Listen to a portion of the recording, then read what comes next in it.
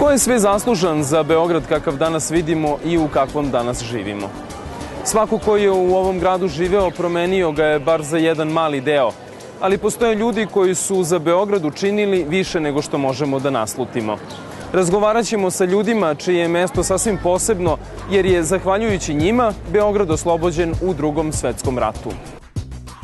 Bez obzira kojem ste viđenju naše istorije skloni, može se reći da su i Srbija i Jugoslavija u vreme Drugog svetskog rata, kao i cela Evropa, bile suočene sa dve mogućnosti. Da koalicija saveznika, čiji deo su u našoj zemlji bili pre svega partizani, oslobodi zemlju od nacista, ili da posle rata živimo u društvu koje bi bilo zasnovano na najvećem zločinu u istoriji, koji je započeo Hitler, sa idejom da jedan deo sveta pobije, drugi pretvori u robove, a treći uzdigne kao superiornu rasu.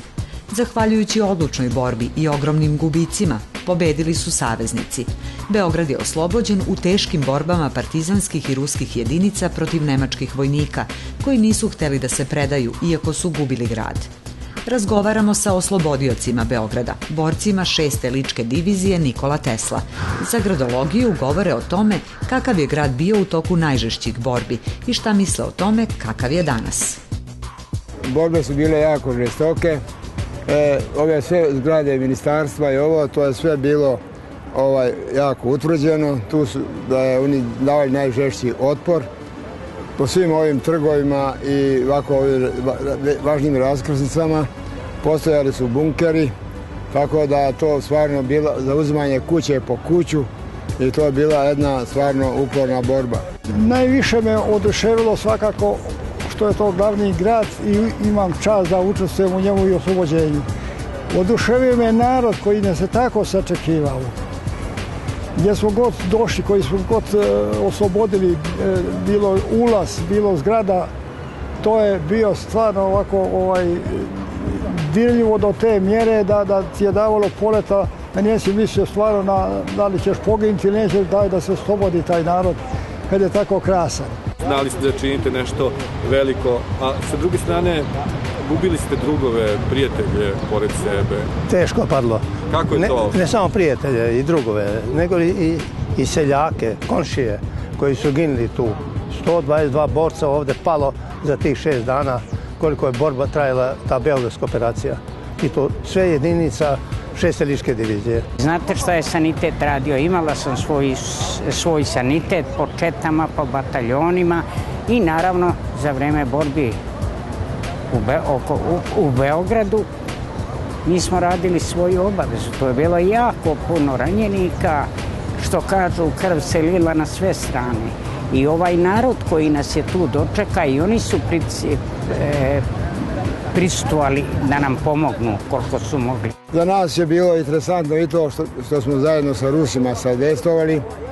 Rusi su ovdje nama pomogli mnogo sa njihovom tehnikom, tenkovima, topovima. Mislim da je dogovoreno bilo između naše vrhovne komande i ruske generala Ždanova da se ne upotrebljava puno ta njihova tehnika po ovim stambenim objektima, da ne bi bilo puno žrtava, puno razaranja. Nisam se plašila da ću poginuti.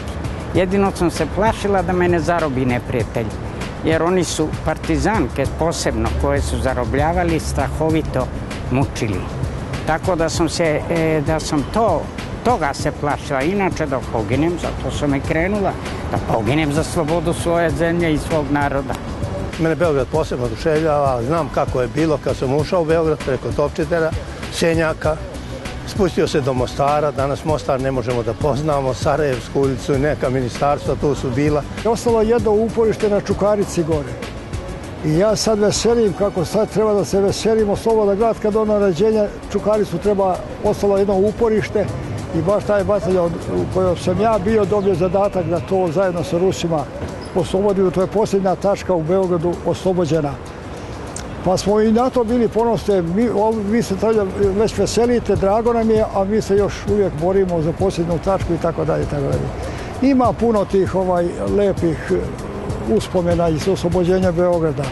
Mi ipak došli u Beograd, po njemu smo sanjali samo jedan put oslobođen i mi se sa njime šetamo kroz njega slobodni i tako dalje. Jedino je meni ostalo u sećanju posle rata, ne posle rata, posle oslobođenja. Moja jedinica se vratila sa Srema da se odmori malo, ta jedinica, na smjenu smo se odmarali i ja sam tada prvi put videla tramvaj. I nisam znala da imaju stanice, nego ja naoružana i dižem ruku da stane tramvaj.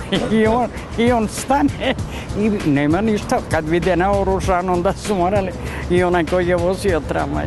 Šalim se, to je jedna šala, ali hoću da kažem, to mi je nešto ostalo više u sećanju nego te borbene, te za vreme borbe, ti detalji. Za nas je to bio doživljaj, nije to bilo tako urbanizovano kao što je danas urbanizovano. Topčider je dobio poseban izgled i lepota Topčidera, bulevara Vojvode Mišća, to je nezamenljivo. Tada bio još makadar, nije to bilo ni asfalta, nije bilo ničega, ali je sada sasma druga priča. Beograd, veliki grad, prošla sam mnogo sveta, ali Beograd je nezamenljiv. Nema Beograda. Beograd je nešto što se može samo doživjeti. Ja sam bio i u Australiji, u Americi, u Evropi, obišao sve, ali Beograd ne može, nema ravnoga.